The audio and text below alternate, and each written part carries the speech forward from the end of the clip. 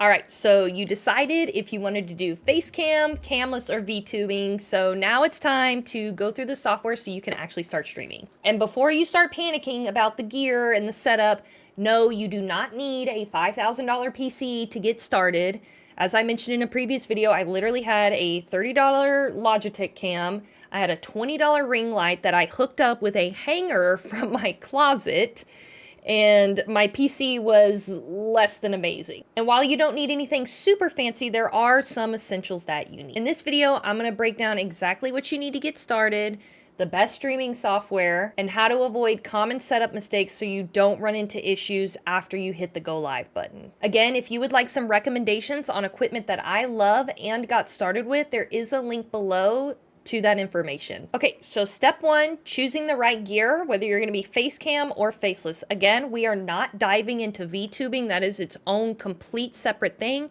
And I will link the video courses on how to get started with VTubing below this video. So let's start with face cam streamers, as this will be what most people are going to choose. If you plan on streaming with a webcam, you'll need a bit more hardware to make sure your stream looks smooth and professional. So the essentials you need is a PC or a laptop, ideally a PC with at least 16 gigs of RAM and a dedicated GPU like NVIDIA, a 1600 series or better. 2 monitors is recommended. They do not have to be these fancy 500 frames per second video monitors, but if you can have 2 screens, it will make it so much easier so you can play your game and then see chat, and that's the best way to do it. If you are like, Sally, I don't have the room, I don't have the money, you don't understand, I cannot get 2 monitors, that's fine. You can also pull up chat on your phone and keep chat open, so that way you can see in real time what people are saying if you have to use your dedicated monitor just for the game. You need a webcam, a Logitech 9020, that's like for a budget.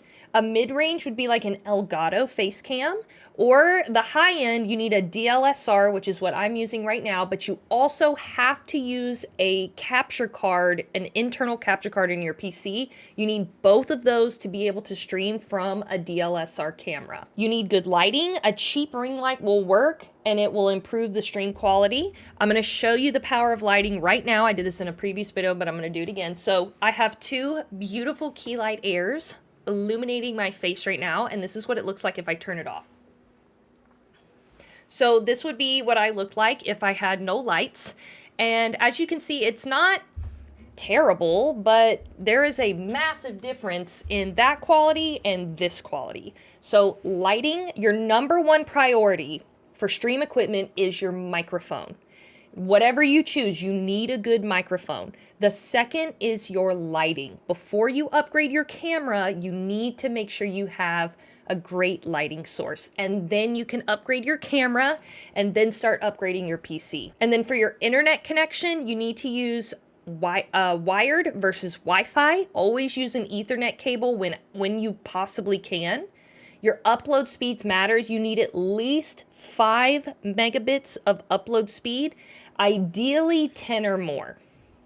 And then test your speed. You can go to literally just open Google, type in speed test, and the first one that comes up, click it, run it, and check out your internet speeds. Okay, next is the faceless streamers. This is what you're gonna need. If you don't plan on using a webcam, your setup can be a lot simpler. And if you are tight on money, I'm telling you, even if you ultimately want to be a face cam streamer, just starting with whatever you have is so much more powerful than waiting till you have all of the equipment. Because if you start going live and you start building a community, you can set donation goals to be like, hey guys, I would love to be able to show you my face. This 3 months, we are raising money to help me get a webcam. Boom, your community can literally help you upgrade your equipment. Option 1, you can stream directly from a console. I know plenty of people who do this. If you have Xbox or PlayStation, you can literally stream directly from those. This is the easiest and cheapest way to start streaming without a PC. So for Xbox, you can use the Twitch app to go live. PlayStation has built-in Twitch and YouTube streaming. And then you need a USB microphone. This is optional, but it is recommended. A cheap mic improves audio over the built-in console headset. Option 2, you can stream from a low-end PC, a basic laptop, or PC. If you're not gaming on the same PC, you don't need a top-tier specs. One monitor is fine since there's no camera. You don't need much screen real estate. But you absolutely need a good microphone. Again, 67% of people are more likely to leave a stream with bad audio versus bad video. So this is extremely important, whatever tactic you use for your stream. And since you don't have a face cam, you have to create engagement with your voice because you don't have an on-screen presence with your face. Section 2, we're gonna choose and set up our streaming software. So a lot of people ask me, should I use OBS or should I use Streamlabs? So one thing to understand is Streamlabs OBS is a sister program to OBS Studio. I personally recommend OBS, period, but we'll talk about the pros and cons of both. I did start on Streamlabs OBS for about a year until it started giving me technical problems. We'll dive into that in just a second. So OBS Studio is what I recommend across the board. It's lightweight on your computer and it's optimized, so it will not slow your PC down very much. It probably uses 0.04% of your CPU, which is way easier than what Streamlabs requires. It's super customizable. There's more control over settings and features, and it's free. Totally free. There is a slight learning curve to learning OBS. It's not as user-friendly in the beginning. So you do have to kind of learn how to use OBS, whereas Streamlabs is a little more like it will just implement it for you. So Streamlabs OBS is easier for beginners, but it's much heavier on your PC. It has user-friendly interface and it's easier to set up. It has built-in widgets and overlays, so there's no extra plugins that you have to do, and it's great for new streamers. Again, I used Streamlabs a lot when I first started. The downside is it's a very resource heavy. It can slow down your PC, especially as you use it for a while.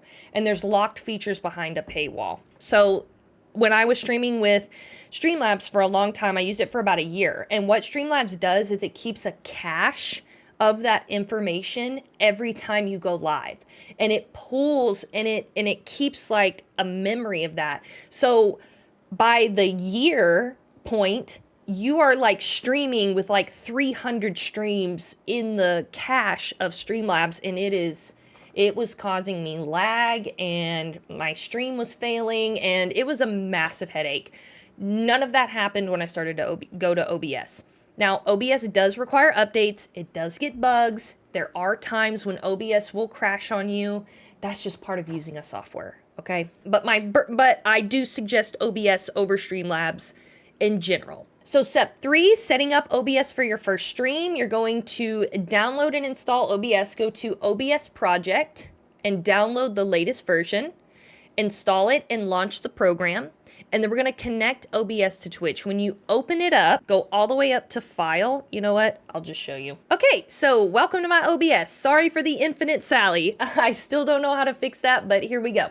So when you come into OBS and you download it, you will see all of these things. Don't worry about those. You're going to go to File, Settings, and it's going to pull up this screen. Go to Stream, and then over here on Service, you're going to select Twitch. It will give you destination. It will say something like connect your account, or it will prompt you to put in a stream key. I highly suggest you connect your account versus the stream key. And then once you do that, it will ask to optimize the settings in OBS to make sure that it will literally read your computer and determine what are the best settings to run on to prevent lag and that sort of thing. So that's okay. And so here's some suggested settings if you want to play around with those. But again, especially if you do not have like a top of the line brand new $8,000 setup, just let OBS tell you what you need, okay?